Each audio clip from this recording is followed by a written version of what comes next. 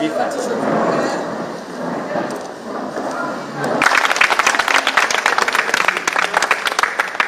morning, everybody. Good morning. Karibuni. Thank you most sincerely for opening the door for us. Today, we are here to give a report back. Just a preamble that Wezesha Mama, Inua Jamii,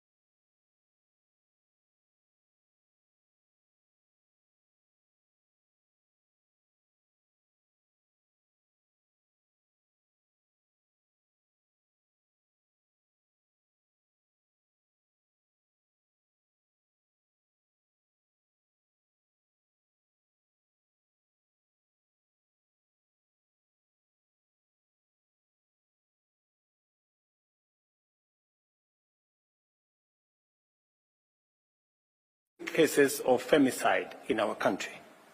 The stories of lives tragically cut short and families shattered by this vice demand our immediate and urgent action.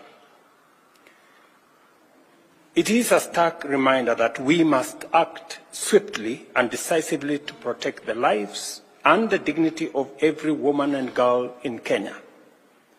We know that every 4 out of 5 women killed is out of intimate partner violence, which means that our women are being killed in places they consider safe.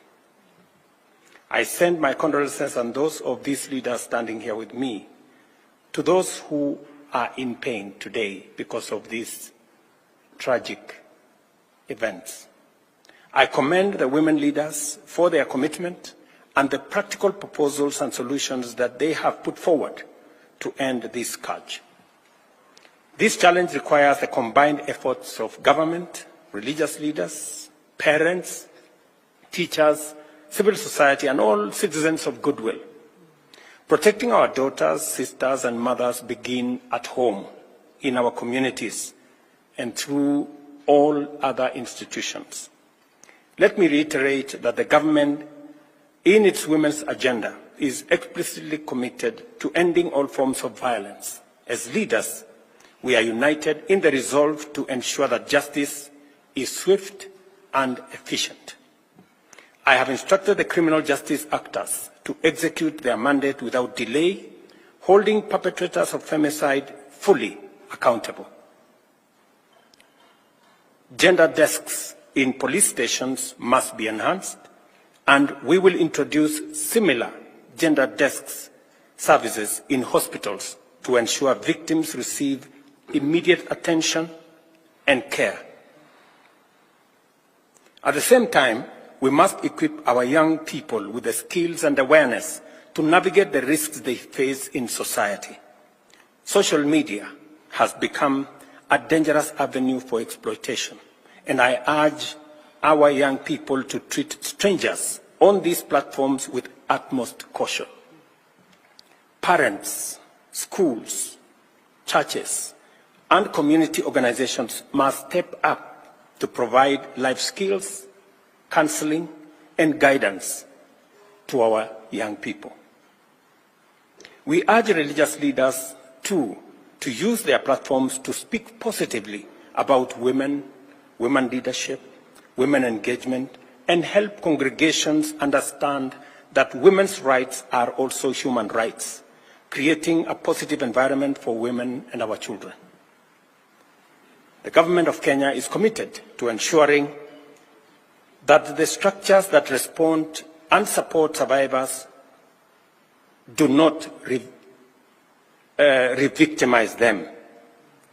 Matter psychological support and safe spaces for women and children are a priority in my office.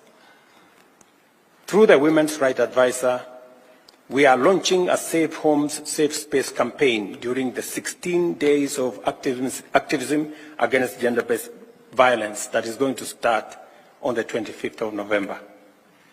Our communities need education on the signs and causes of abuse and the resources available to victims.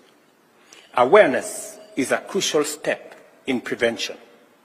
We must increase awareness on the availability of safe spaces where victims can seek refuge, toll-free hotlines such as GBV 1195, Child Help 116, and the DCI anonymous reporting number 0800-722-203, and the counseling services in order to provide victims with the support they need to find protection.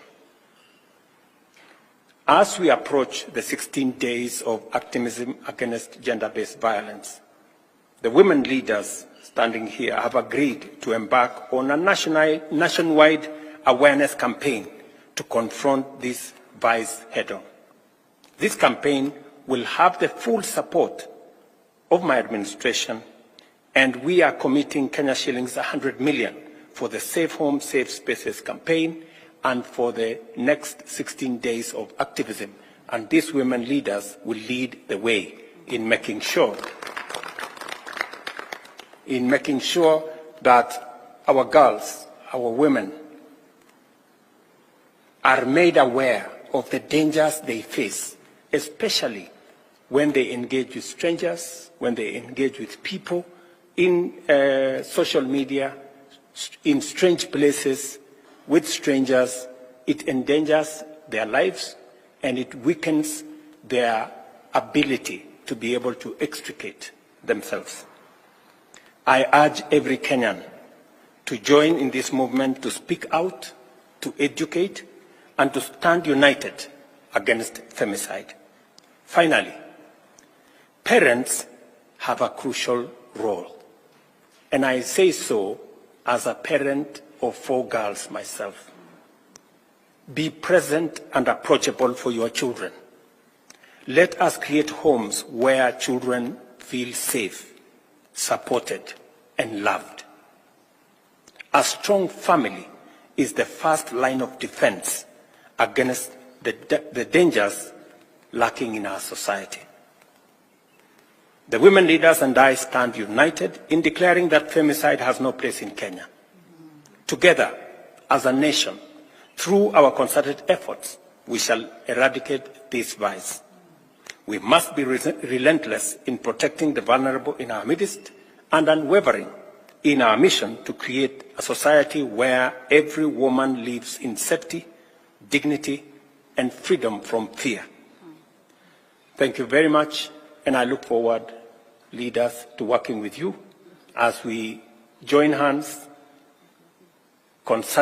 make concerted effort, work together, partner to make sure that we raise the level of awareness of the dangers that our girls, our daughters face in the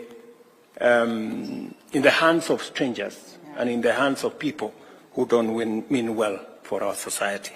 Thank you very much. Thank